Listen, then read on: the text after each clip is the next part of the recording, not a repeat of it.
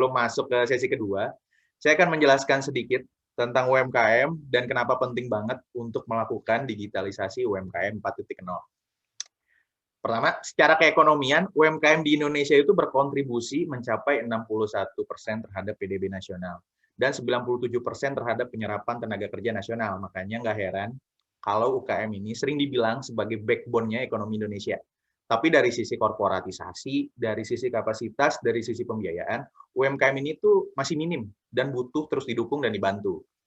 Nah, terkait UMKM digital, berdasarkan data dari Kemenkop UKM, ternyata hanya 13% UMKM di Indonesia yang telah go digital dan hanya 4% sampai 10% yang mampu bertahan dalam persaingan dunia digital.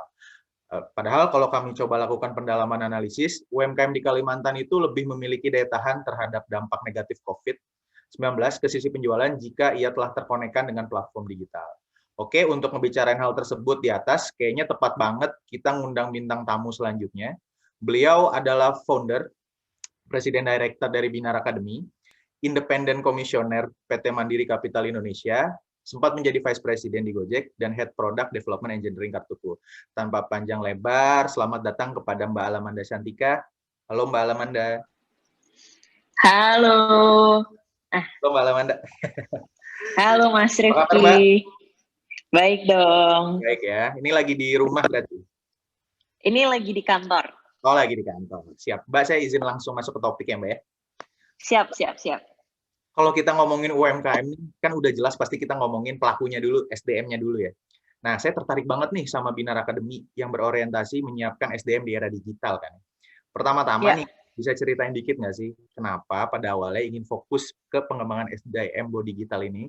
Padahal sebelumnya kan Mbak Alamanda ini udah jadi top tier lah di Gojek ya. Kira-kira kayak gitu. Monggo Mbak. Iya. Oke, terima kasih banyak Mas Rifki. Jadi selama saya berkarir ya di Kartuku, di Gojek, sebelumnya di Berry Benka dan lain-lain, yang saya sadari adalah ternyata kita mau membangun apapun, mau membangun ide apapun, core-nya itu selalu di manusia, ya kan? Benar. Mau bangun ide Gojek dulu, mau bangun ide GoFood, kita perlu manusia gitu. Dan ya berapa tahun ke belakang itu saya lumayan susah banget mencari digital talent yang sudah standarnya tuh sesuai dengan yang saya mau gitu kan. Yeah. Karena waktu di Gojek juga kita banyak expose dengan standar-standar dari Silicon Valley gitu, karena banyak director level juga yang dari sana gitu, sehingga kayak mau ngikutin mereka punya standar tuh lumayan susah gitu kan. Sedangkan ya waktu itu akhirnya kayak sesimpel ya kita ngomongin agile methodology, ngomongin scrum gitu. Itu di Indonesia belum ada yang ngerti. Saya mau nge-hire orang product owner yang udah ngerti agile gitu. Itu nggak ada gitu. Jadi mau nggak mau saya harus kayak nurture mereka dari nol banget gitu kan. Nah, jadi di sini sedangkan kayak kita punya perusahaan tuh di startup itu kan melajunya tuh cepet banget ya kan. Waktu itu Gojek pertama kita launch cuma punya 300 driver. Within 1.5 years, I think itu udah langsung 250.000 driver. Udah berapa ribu kalinya gitu kan.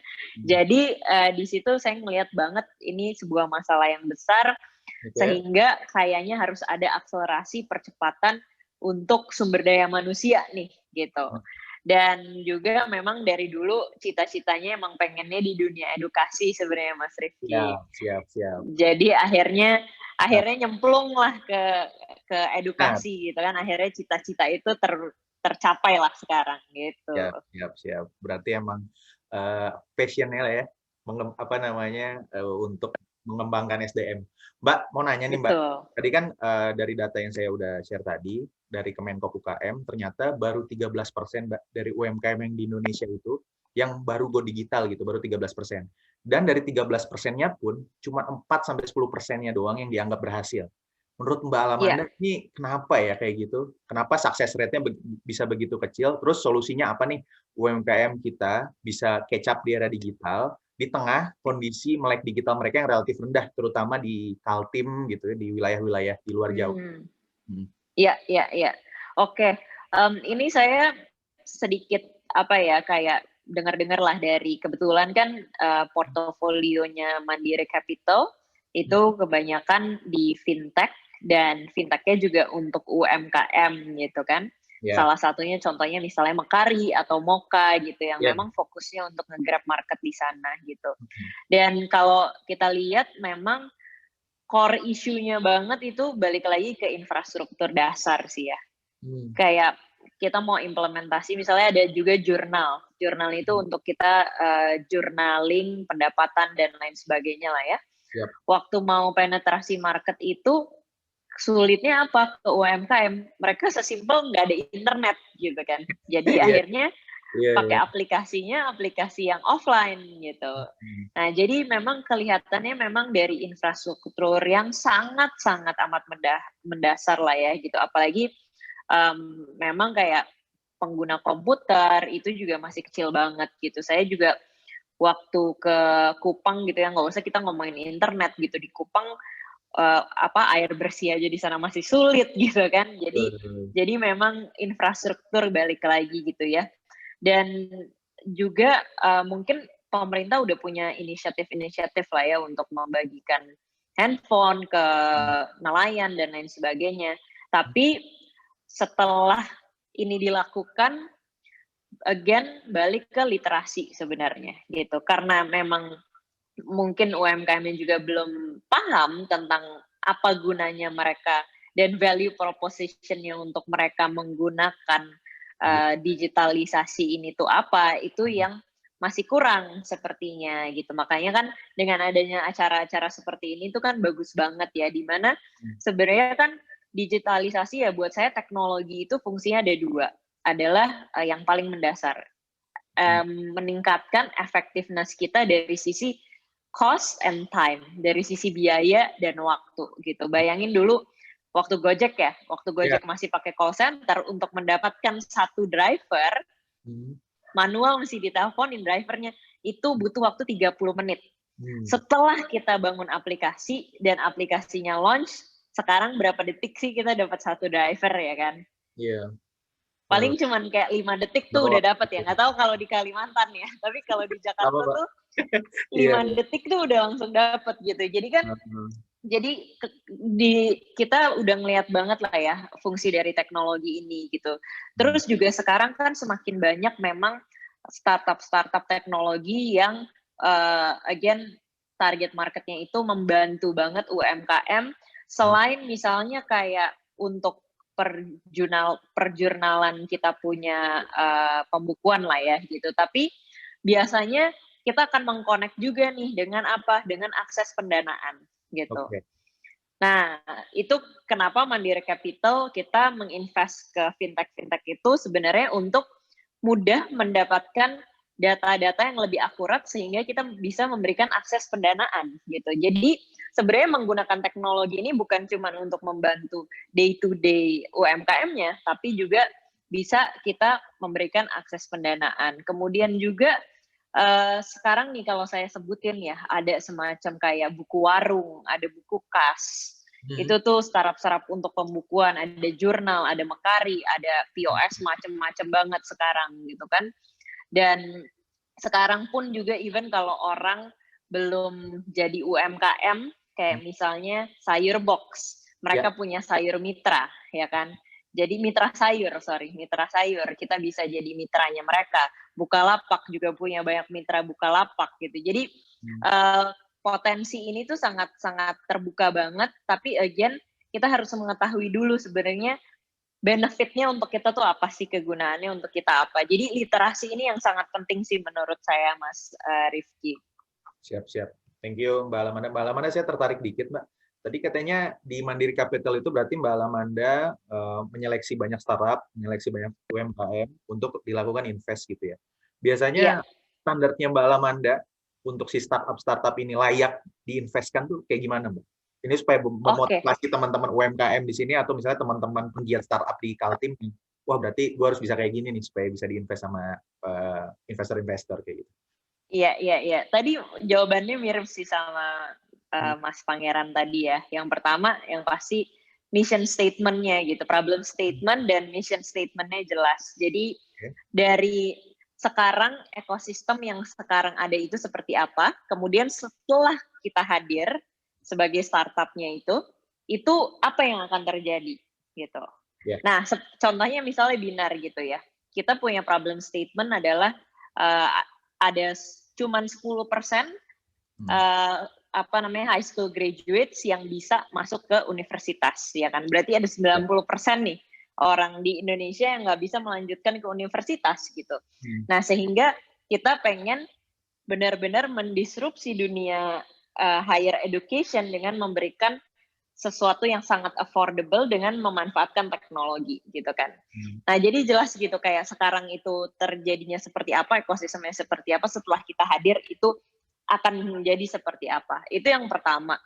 Yang kedua adalah of course kalau dari solusi dari produk, saya selalu bilang produk tuh bisa berubah-berubah gitu. Dan justru solusi dan produk kita itu harus bisa dipivot, harus berubah gitu. Karena orang-orang yang justru terlalu kayak strict sama kayak oke, ini saya punya ide produk, kemudian saya lempar ke market, tahu-tahu market bilang jelek gitu dan kitanya nggak mau berubah, itu juga salah juga gitu. Sehingga yang penting buat saya sebenarnya adalah profil dari founder-foundernya, credibility dari founder-foundernya gitu. Jadi karena experience itu sebagai entrepreneur itu sangat berguna banget. Saya nggak bilang kayak anak-anak yang baru lulus bikin startup gagal, enggak. Ada beberapa yang sukses, tapi mungkin rasionya itu 1:10 juta atau 100 juta manusia gitu kan, yang kayak Mark Zuckerberg gitu kan. Jadi itu founder karena berhubungan juga dengan apa, kita tuh membangun bisnis harus punya network yang kuat juga. Gitu. Jadi credibility itu yang bisa membangun network juga gitu. Kita tuh bisnis tuh nggak bisa sendirian gitu. Binar berbisnis banyak banget kita partner-partner yang kita ajak kolaborasi gitu kan. Jadi itu network. Yang ketiga sebenarnya adalah market size juga gitu ya. Karena ini sebenarnya kayak mungkin kita ngelihatnya kayak sesuatu hal yang ya nanti kita bisa cari lah. Tapi yang paling penting buat investor, apalagi kalau kita ngomongin venture capital ya, mereka tuh sangat ngelihat banget yang namanya scalability. Ini produknya ini scalable atau enggak sih? Karena memang yang namanya disruption itu kita harus menciptakan sesuatu yang scalable dan cost-nya juga kecil gitu. Makanya kenapa perusahaan-perusahaan teknologi startup ini bisa super hyper growth itu karena kita itu modal sekali ini bikin aplikasi, tapi itu tuh bisa dipakai tanpa ada cost-nya sebenarnya gitu ya. Kayak misalnya perusahaan konten gitu ya, kayak si Netflix gitu ya. Model dia itu adalah cuman bikin satu film, tapi abis itu filmnya tuh bisa menghasilkan multiples yang gede banget gitu. Jadi itu sih scalability itu, model bisnis digital itu menjadi penting juga gitu. Kira-kira itu sih Mas Rifki. Siap, thank you.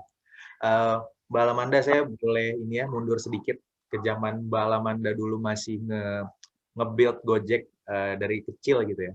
Saya sempat lihat interviewnya Mbak Alamanda. Dulu tuh katanya Mbak Alamanda itu sampai tidur jam 4, bangun jam 6, karena jam 6 itu biasanya servernya Gojek error ya, karena Mbak Alamanda kan harus deploy aplikasi Gojek waktu itu.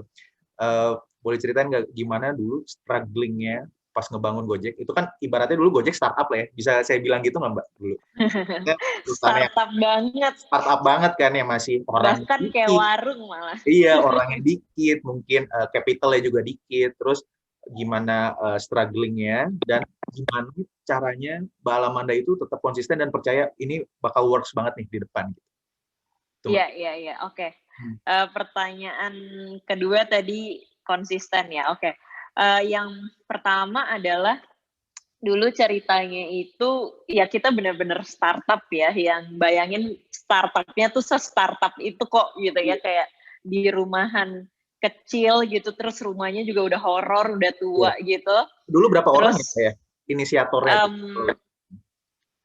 Kalau dulu itu Nadim sama Kevin sama Mikey Moran sih sebenarnya, mereka bertiga gitu ya.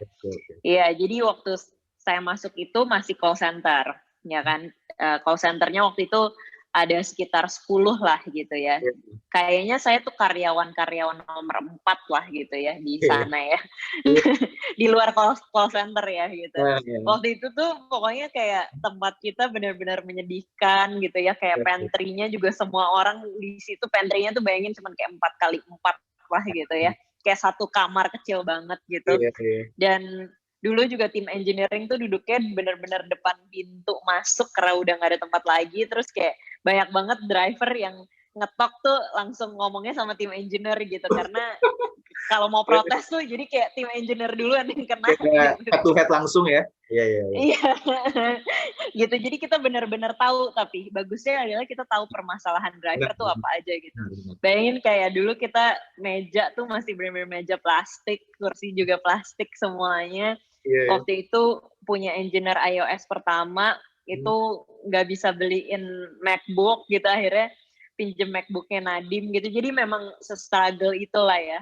Jadi waktu itu juga kayak kita semua ngerjain semua hal yang bisa kita kerjain lah. Even kayak yang namanya Mas Nadiem Makarim yang sekarang itu dia kerjanya ngetes app kan. Jadi satu hari dia lagi ngetes handphone mana yang paling bagus nih buat driver. Karena kalau dulu tuh belinya di Gojek gitu ya, karena kita kasih diskon gede lah, karena kita kerja sama inilah perusahaan handphonenya lah ya gitu. Terus kita tes tuh, ada 10 handphone yang harus dites, terus si Nadim masukin semuanya ke plastik hitam gitu, 10 handphone itu, terus dia muter-muter naik ojek, terus jadi dia ngetes gitu kayak mana yang geter duluan nih, dilemparin order mana yang geter duluan gitu. Jadi dia nyari kayak tempat yang sinyalnya paling jelek lah pokoknya di Jakarta gitu, dia muter-muter di sana sama tukang ojek gitu. Jadi emang ya seperti itulah keadaannya ya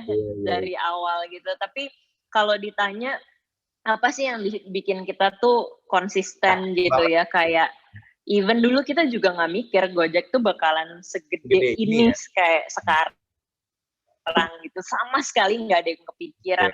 Mungkin orang-orang juga mikir kayak kadang-kadang suka ada yang ngomong kayak, oh Gojek tuh emang dari dulu udah pengen punya GoPay ya, udah pengen ngedisrupt bank ya. Enggak ya, padahal ya itu pas kan lagi kayak jalan banyak aja. gosip kayak gitu kan. Iya. Siap. Nah itu benar-benar kita tuh very pragmatic ya, kayak ada masalah ini, oke, kita innovate gitu. Tapi emang yang bikin kita konsisten tuh di Gojek tuh benar-benar kerasa banget social impact yang kita lakukan sih. Jadi disitulah tempat aku tuh menemukan my life purpose gitu ya. Ternyata kayak walaupun kayak saya harus bangun jam 6 pagi, karena call center waktu itu mulainya jam 6 pagi, kalau sekarang kan 24 jam kan.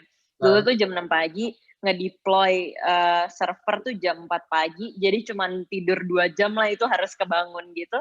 Tapi itu semuanya tuh kebayar karena di saat kayak ngelihat kayak impact yang kita bikin ke driver, even sekarang kalau kita ngelihat ke UMKM-nya GoFood gitu kan, itu benar-benar terbayarkan banget sih. Itu kebahagiaan yang jauh lebih bahagia dari sekedar kita dapat duit triliunan dolar itu gitu kan ya. Tapi benar-benar kayak kebahagiaan punya purpose lah ya gitu. Jadi kita bangun tidur tuh bukan cuman ke kantor yang penting bos senang ya kan, atau mencuan doang ya, Pak. Iya, gue memperkaya bos gue nih gitu, atau kayak yang penting akhir bulan dapat gaji, ntar dapat bonus juga gitu kan, bonusnya juga udah habis itu karena janji sama istri mau ngajak liburan gitu kan.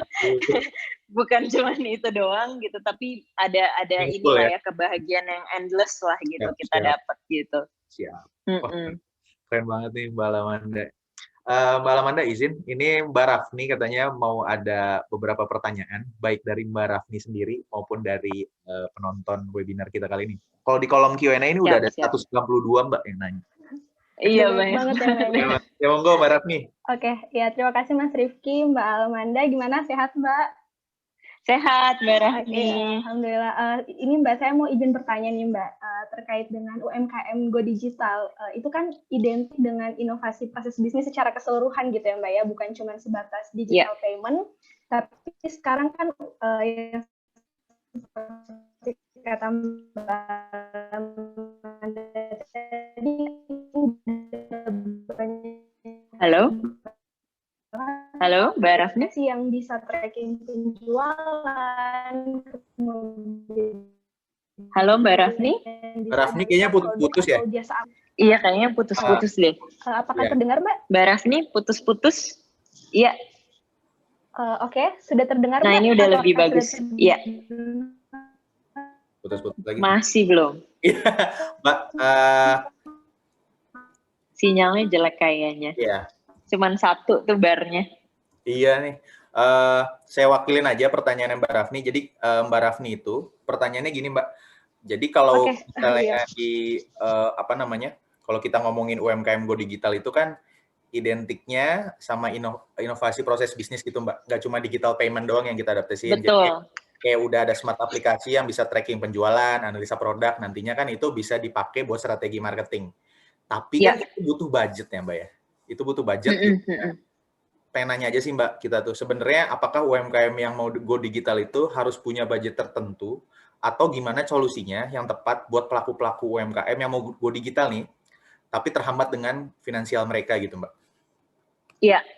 Nah, sebenarnya dengan hadirnya startup-startup digital ini, karena kan mereka itu benar-benar customer centric banget ya. Kita tuh di startup tuh customer centric banget ya. Jadi kita berusaha untuk ibaratnya ngambil jalan tengahnya lah, masalah cost juga. Of course mereka pasti sudah mempelajari kayak dengan target market UMKM ini berapa budget yang bisa di-spend oleh para UMKM ini gitu. Dan biasanya juga kadang-kadang bahkan mereka memberikan platform itu secara gratis gitu, karena mereka juga punya kolaborasi dengan tempat lain gitu. Maksudnya mereka mau monetize-nya itu dari tempat lain gitu. Jadi kalaupun berbayar juga karena kan kita kebanyakan juga subscription base gitu ya. Jadi bukan yang harus beli software di depan gitu. Sekarang tuh udah nggak modelnya kayak gitulah ya. Dengan subscription base ini kan kita juga bisa mengatur secara bulanan dan juga harganya juga tidak terlalu mahal gitu. Jadi asal yang paling penting adalah asal kita pintar-pintar research dan mencari solusi apa yang tepat buat kita sih gitu. Dan mungkin juga bisa mencari strategi kira-kira kan kita nggak bisa juga langsung semuanya gitu ya, dari misalnya dari pencatatan atau dari sisi marketing gitu. Coba aja dulu satu gitu, mulai startnya dari satu aja dulu, misalnya jualan di marketplace gitu kan, atau jualan di Instagram, coba pakai paid ads sedikit gitu. Paid ads itu juga sebenarnya nggak mahal kok kalau kita mau belajar ya, karena untuk menggunakan paid ads itu kita juga harus tahu nih strateginya gimana sih supaya jadinya murah gitu kan. Nah itu banyak belajar, sekarang kan juga udah banyak banget webinar untuk kita ikut-ikutlah tentang knowledge baru ini gitu. Jadi step by step gitu, dan juga ya nggak perlu langsung semuanya, dan juga research yang banyak gitu, karena solusinya banyak, pilihannya banyak, kita tinggal lihat aja mana yang kira-kira fit buat kita gitu. Siap. Oke, thank you Mbak Lamanda. Gimana Mbak Rafni? Apa udah kejawab? Oh, udah kedengeran belum ya Mas suaranya? Udah. Sudah Mbak. Monggo Mbak Rafni. Iya, makasih Mas Rifki, makasih Mbak Ala. Mungkin saya mau coba satu pertanyaan lagi aja nih Mbak ya, semoga bisa terdengar dengan jelas suaranya. Oke, mungkin ini lebih ke secara personal aja sih Mbak. Mbak Ala ini kan sebagai seorang perempuan nih yang udah malang melintang gitu lah di dunia per-IT-an dan digitalisasi yang sebenarnya mungkin didominasi oleh laki-laki gitu ya Mbak ya. Bagaimana sih pendapat Mbak Ala sendiri mengenai stigma mungkin yang berkembang di masyarakat kalau perempuan tuh harus dipimpin sama laki-laki gitu. Jadi yang jadi leader itu harus laki-laki terus gitu. Sedangkan ternyata nih Mbak, menurut data di Indonesia itu 53,76% UMKM dimiliki oleh perempuan. Dan sebenarnya hal ini akan menjadi kontribusi yang besar tentu bagi ekonomi kita kalau perempuan tuh mau semakin berinovasi dan nggak terjebak dengan stigma-stigma kalau misalkan yang bisa jadi leader, yang bisa mimpin dan sebagainya itu adalah laki-laki. Mau minta pendapat ke Ala dan juga mungkin kiat-kiatnya supaya kita sebagai perempuan tuh tetap semangat berinovasi dan nggak takut untuk keluar dari comfort zone kita. Terima kasih. Terima kasih Mbak Rafni. Oke, Kalau menurutku ya, pertama banyak banget memang nanya, kenapa sih aku ada di dunia teknologi gitu kan. Dan aku selalu selalu nanya balik kayak, kenapa nanya begitu? Emang teknologi itu dunianya laki-laki doang gitu ya. Karena buat aku kayak aku tidak pernah berpikir bahwa ini adalah tempatnya laki-laki, apalagi kayak leader itu harus laki-laki. Jadi itu mungkin yang membentuk juga apa ya, my circumstances gitu ya, apa keadaanku gitu. Karena aku yakin kayak gimana di saat kita berpikir itu yang akan terjadi gitu. Jadi kalau kita berpikirnya kita bisa rubah, otomatis kayak dunia kita tuh berubah gitu. Jadi I think it's all started from the women gitu kan, dari wanitanya itu sendiri, cara kita memandang sesuatu, cara kita berpikir gitu. Kalau kita masih mikirnya kayak, oh kita akan diinjek-injek terus nih sama laki-laki, ya itu yang akan terjadi sama kita gitu kan. Nah jadi start untuk kita berpikir bahwa kita tuh bisa, itu aja sih sebenarnya. Kemudian juga dengan hadirnya role model yang semakin banyak kita lihat women leaders gitu, itu membuktikan bahwa kesempatannya itu ada di situ gitu. Sekarang banyak juga yang bilang kayak kita udah mikir kayak gitu, tapi kita nggak dikasih kesempatan gitu. Nah berarti masih ada yang salah juga dengan pemikiranmu gitu ya. Kenapa kamu sampai ke attract ke dunia yang seperti itu gitu. Padahal kalau kita lihat kenyataannya, dan aku juga sendiri kayak nggak pernah sama sekali didiskriminasi oleh siapapun di tempat kerjaku gitu. Walaupun aku cewek kayak cewek di dunia teknologi biasanya di tim tech itu cuma 10% gitu. Dan aku ngelihat juga kayak beberapa timku yang wanita yang aku mau angkat sebagai lead, kadang-kadang mereka malah yang bertanya gitu. Aku udah kasih trust tapi mereka yang bertanya kayak, emang aku beneran bisa ya gitu kan. Nah balik lagi berarti kan itu ada di dalam diri wanita itu sendiri. Jadi semua perubahan itu aku percaya mulainya justru dari diri kita sendiri sih. Dan kalau ngomongin kayak nantinya women itu harus lebih daripada laki-laki, itu aku sangat tidak setuju gitu. Karena yang kita cari adalah equality. Nanti kalau misalnya kita terus-terusan bilang kayak, oh women will be the next leader gitu, nanti akhirnya kayak nanti bakalan ada men empowerment gitu 10 tahun lagi gitu ya mungkin. Jadi sebenarnya aku juga tidak terlalu buy-in dengan yang namanya women empowerment movement dan lain-lain, karena sebenarnya kadang-kadang dengan kita membuat hal-hal seperti itu udah otomatis kita mengotakkan diri kita sendiri gitu.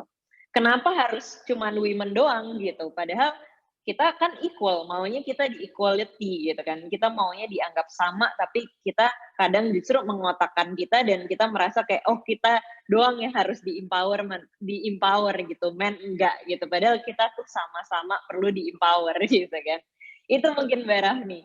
Oke, baik. Terima kasih Mbak Ala. Jadi mulai sekarang jangan mengkotak-kotakan lagi nih, harus cuma bisa cewek atau cuma bisa cowok. Kayak mulai dari diri sendiri aja, percaya kalau kita tuh juga bisa. Yang paling penting itu adalah equality gitu ya Mbak ya. Oke, Betul terima banget. kasih Mbak Ala. Thank Oke, you. saya mau izin nih Mbak, mau membacakan beberapa pertanyaan daripada para peserta yang udah banyak banget tanyanya, ini sampai bingung. Pertanyaannya pada bagus banget. Harus mana dulu yang mungkin ini pertama dari Mbak Elisa Fitri dari Bogor. Pertanyaan untuk Kak Ala. Menurut Kak Ala bagaimana ya dengan berkembangnya digitalisasi melalui platform fintech, apakah hal itu berpengaruh terhadap perputaran perekonomian di Indonesia untuk menjadi lebih baik lagi? Ya. Jawabannya sih sangat mempengaruhi ya, karena memang kan kita lihat aja kayak penetrasi e-money itu sebenarnya kan dari dulu ya kita sudah mengidam-idamkan, sudah mencita-citakan banget untuk cashless society. Dari zaman saya di kartuku tuh ingat banget tuh, kita udah pengen cashless society, kita udah pengen kayak uang tuh udah uang fisik itu sudah berkurang gitu kan. Dan dulu kita sulit banget nih untuk mempenetrasi yang namanya mobile wallet gitu. Tapi dengan hadirnya GoPay dan lain-lain itu cepat sekali gitu kan ya. Dan juga selain dari sisi cashless society itu sekarang dengan penetrasi digital ini, apalagi di masa COVID seperti ini, otomatis orang nggak usah jauh-jauh lah ya, kita mulai ngelihat dari diri sendiri aja. Saya aja belanja di marketplace itu hampir tiap hari datang paket gitu kan, karena semuanya jauh lebih convenience gitu, jauh lebih cepat lah ya gitu. Orang dulu yang mungkin nggak sering makan bukan restoran lah ya, merchantnya GoFoods deh, itu sekarang jadi kayak dikit-dikit pesen GoFood, yang artinya kita itu sudah membantu banyak UMKM dan membuat perputaran ekonomi itu lebih tinggi lagi gitu kan. Jadi memang percepatan digital ini sangat membantu kita dalam artian dari segi transaksi lebih nyaman, tapi juga kita juga banyak membangun, ikut mendorong lah UMKM yang ada. Dulu bayangin kayak misalnya kita punya toko harus punya ruko atau masuk ke mall gitu kan. Sekarang cuman dalam waktu 5 menit kita bisa bikin account di Tokopedia, di Bukalapak, di Shopee gitu. Jadi itu yang membuat pasti perputaran ekonominya itu menjadi lebih cepat. Again, yang tadi saya bilang, teknologi itu benar-benar bisa meng-cut cost dan waktu, sehingga makanya kita ngerasa banget semakin lama hidup kita tuh semakin cepat, semakin lama bumi tuh berasanya tuh berputarnya tuh cepat banget. Kalau dulu kayak mungkin penetrasi telepon misalnya butuh waktu puluhan tahun sampai ratusan tahun, sekarang tuh penetrasi kayak Gojek gitu ya, contohnya itu cuman dalam waktu bulan kita itu growth-nya udah 100 kali lipat gitu kan. Karena again teknologi ini gitu. Oke, baik. Terima kasih banyak Kak Ala. Saya selanjut ke pertanyaan kedua ya Kak ya, langsung. Dari Rahmawati Ananda dari Bontang, izin bertanya ke Kak Ala. Di era pandemi saat ini, ruang gerak kita itu cukup terbatas sehingga sulit untuk mencari informasi mengenai minat masyarakat secara langsung. Gimana sih Kak cara kita untuk mencari tren yang sedang diminati masyarakat saat ini? Seperti itu. Dan kemudian bagaimana cara kita membangun branding kita sampai saat ini, karena di tengah banyaknya kompetitor yang ada. Jadi kayak bagaimana sih kita untuk bisa bersaing gitu mungkin kayak dengan kompetitor yang ada. Oke. Dan terakhir, apakah perlu berkolaborasi dengan brand lain untuk memiliki target pasar yang lebih besar gitu? Iya. Oke, aku mungkin balesnya dari bawah ya. Oke, ini yang nomor 3 ini dampaknya sangat besar banget ya. Kita di Binar sendiri tuh udah ngerasain. Jadi community marketing, community partnership itu sangat amat significant, bikin significant growth gitu. Karena again biasanya ya kayak di Binar kita ngelihat juga kira-kira ada komunitas mana yang marketnya belum kita tap, kemudian kita bikin kolaborasi bareng. Even kemarin kayak contohnya kan Binar nih edukasi gitu, terus kita kerjasama sama Dipa Barus gitu, yang musik industri yang benar-benar kayak the whole different world gitu kan.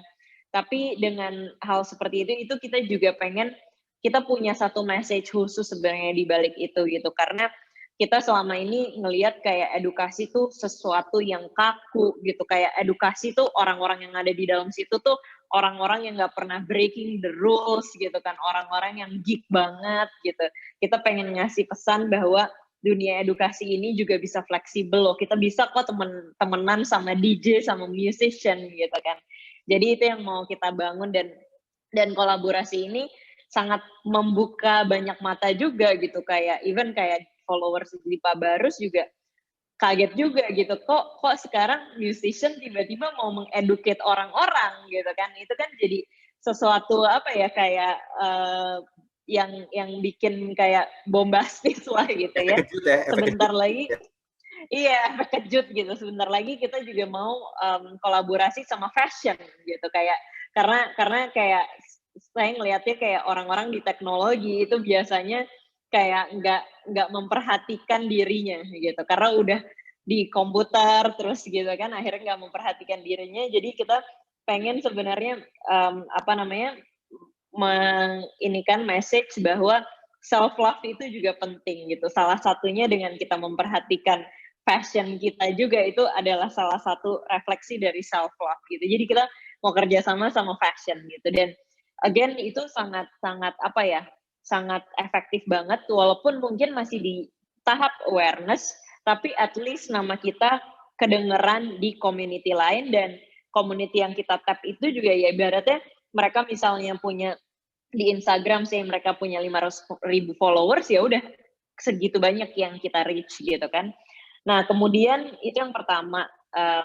Ini ada cerita lucu juga, Lemonilo ya, Lemonilo yang perusahaan mie itu kebetulan CEO-nya teman SD saya. Dia cerita bahwa mereka kerjasama sama tim sepak bola di daerah kecil banget di desa gitu ya, karena mereka mau penetrasi market ke sana, jadi mereka sponsorin tim bola di desa gitu kan. Nah kemudian yang kedua, tadi pertanyaannya mengenai branding ya, cara membangun branding dan kompetitor ya. Oke, sejujurnya saya bukan orang branding, saya lebih kepada orang produk gitu ya. Jadi mungkin lebih ngelihatnya juga dari sisi produk gitu, karena mau branding kita sebagus apapun juga kalau balik lagi produk kita juga kurang, sama aja bohong gitu. Dan sepanjang saya berkarir itu yang saya paling lihat adalah brand itu komunikasi dengan emosi sebenarnya gitu. Dan makanya orang marketing, orang produk itu banyak mempelajari tentang psychology juga, tentang neuroscience, tentang how the brain works gitu. Karena itu membangun sebuah emosi kayak Apple gitu ya. Saya pencinta Apple juga, pencinta iPhone. Begitu iPhone keluar, itu udah langsung beli, nggak pakai lihat lagi kayak speknya kayak gimana gitu kan, nggak tahu kenapa tuh kayak langsung aja beli gitu kan. Jadi karena itu dia benar-benar bisa nge-touch emotion orang gitu ya. Jadi a brand is really building people's emotion gitu. Kayak misalnya Binar tadi mungkin juga Mas Pangnya juga share gitu ya, kayak gimana dia ngebangun brandnya dia sampai orang tuh masuk sana jadi militan gitu. Dari awalnya mungkin curious, kayak di Binar nih, step orang-orang yang masuk ke kita, awalnya curious, pengen belajar, begitu mereka masuk, mereka langsung exciting, terus keluar dari Binar, mereka punya pride gitu. Mereka punya pride yang besar bahwa saya ada di community ini, saya bagian dari Binarian gitu. Jadi sebenarnya emosi itu yang mesti dibangun, selain kita cuman ya tentang branding visual lah gitu ya.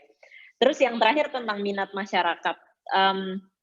Sebenarnya Google itu juga punya tools, saya lupa sebenarnya toolsnya apa gitu ya. Tapi di Google Search itu kita bisa ngelihat, saya lupa nama toolsnya apa, tapi Google Search bisa ngelihat search yang lagi paling banyak dilihat sama masyarakat tuh apa gitu. Misalnya kayak di e-commerce gitu ya, barang-barang dapur gitu. Bagian mana yang lagi banyak diminati oleh masyarakat gitu. Karena kan Google Search itu kan lumayan yang paling digunakan lah ya sama banyak orang. Jadi kita bisa lihat dari situ juga sih. Itu yang paling mudah, tapi biasanya yang apa namanya? Kalau saya ya mau jualan ya, mungkin kita itu berangkatnya balik lagi bukan cuman melihat dari minat masyarakatnya apa, tapi kita juga harus melakukan sesuatu yang kita seneng gitu. Kayak Mas Pange gitu kan ya, dia suka banget bola, makanya dia bikin podcast bola gitu. Terus ya banyak orang-orang lain yang misalnya suka mobil, makanya dia bikin YouTube mobil gitu. Jadi jangan kayak tiba-tiba jualan, saya misalnya jualan perikanan gitu, nggak ngerti dan nggak suka gitu kan ya. Dari dulu saya jadi angel investor itu, dari umur 25 tahun saya coba jadi angel investor, yang saya invest itu hal-hal yang memang saya suka gitu. Jadi coba start dari yang kita suka aja, baru dari situ kita ngeliat minatnya masyarakat seperti apa. Karena kalau kita nanti ngejalanin suatu hal yang kita nggak suka, itu juga akan sulit buat kita gitu sih. Oke, terima kasih banyak Kak Ala. Mungkin satu pertanyaan lagi ya Mas Rifki ya, boleh? Ini dari Osama Isro, izin bertanya mengenai, mungkin tips-tips dari Kak Ala sendiri untuk menjadi SDM yang qualified gitu ya, pada era digital seperti sekarang ini, bagaimana sih tips-tips kita untuk membangun diri kita sendiri agar tetap qualified bersaing, dan juga untuk UMKM, bagaimana caranya supaya kita tuh tetap bisa bersaing dengan pasar gitu Kak? Oke. Nah, untuk menjadi SDM yang ini ya, kalau tipsku sih mungkin nabung experience, jangan nabung duit. Nabung duit boleh sih, aku juga suka duit kok. Bukannya aku nggak suka duit ya, aku suka duit kok. Tapi nabung experience itu bisa menjadikan duit. Nah, kenapa? Kayak dulu ya, waktu cerita sedikit waktu aku di Kartuku. Leader-leaderku tuh sampai bingung kayak, ini anak kok minta kerjaan baru melulu gitu ya. Karena buat aku kayak sebuah rezeki itu datangnya tuh formnya bisa macam-macam gitu. Salah satu macamnya adalah kerjaan baru. Kenapa itu sebuah rezeki? Karena kerjaan baru ini yang akan membekali kita sebuah experience baru, dan juga aku ngerasa cara paling gampang untuk aku belajar, untuk aku punya kayak kemauan belajar tuh apa? Ketika aku nyemplungin diri sendiri dan aku nggak tahu tempat itu tempat baru, dan aku nggak tahu apapun yang ada di tempat baru itu, mau nggak mau aku harus nyari, ya kan? Kayak sekarang nih, jadi CEO tuh tiba-tiba harus banyak banget yang dipelajari gitu kan. Salah satunya misalnya marketing, aku bukan dari orang marketing gitu. Mau nggak mau sekarang aku harus nyemplungin diri, belajar kayak satu-satu, kayak ini maksudnya apa gitu ya. Walaupun aku punya tim di situ gitu, tapi aku kan juga harus tahu gitu kan, basic-basicnya gitu. Nah jadi itu, nabung experience. Kalau orang kadang-kadang dikasih kerjaan baru sama bos rasanya kesel banget gitu. Justru itu adalah rezeki, harus ngelihatnya itu sebuah rezeki. Jadi rubah banget mindset kita gitu. Itu rezeki untuk kita bisa nabung experience, dan dengan kayak gitu ya di Kartuku itu aku dalam waktu 2 tahun dipromot 4 kali gitu kan. Karena kayak cepet banget belajarnya gitu. Dan karirku juga kalau bisa dilihat tuh lumayan cepet banget, karena itu dia, aku tuh terus nyari hal-hal baru gitu. Dan juga jangan baperan, ini hashtag jangan baperan gitu ya. Jangan baperan, karena baper itu yang akan menutup mindset kita dari growth mindset. Growth mindset itu bagaimana kita itu bisa terus berkembang, ya, karena cara punya growth mindset paling gampang adalah jangan baper, mau mendengar feedback dari orang. Kalau misalnya kita udah nggak mau dengar feedback orang, di saat itulah growth mindset kita tuh hilang gitu. Jadi kalau dikasih feedback jangan sensi gitu kan, jangan keburu kayak enggak, gue nggak mau disalahin gitu. Nah ini mindset yang salah adalah takut salah dan nggak mau salah. Ya. Justru kita harus salah untuk kita bisa berkembang gitu. Dan yang terakhir, untuk UMKM bisa bersaing ya, service excellent itu yang penting gitu ya. Gimana kita, dan coba kita taruh diri kita di customer. Sebagai customer, kita tuh senangnya tuh diapain sih gitu. Sesimpel itu aja, jadi customer centric gitu ya. Jadi kita tahu bagaimana kita memberikan service yang baik di saat kita menginjakan kaki kita di kakinya customer. Mungkin itu aja kayaknya. Oke, baik. Terima kasih banyak Kak Ala. Mas Rifki, pertanyaan di sesi ini kayaknya cukup dulu, Mas. Udah beres ya? Oke. Siap. Mbak Ala, pertanyaan penutup Mbak dari saya. Mbak Ala nih ke depan kira-kira mau ngapain lagi? Karena kan Mbak Ala nih kan selalu growing ya, apalagi punya growth mindset yang bagus lah gitu. Kira-kira dengan Binar mau ngapain? Mbak Ala sendiri mau ngapain ke depan?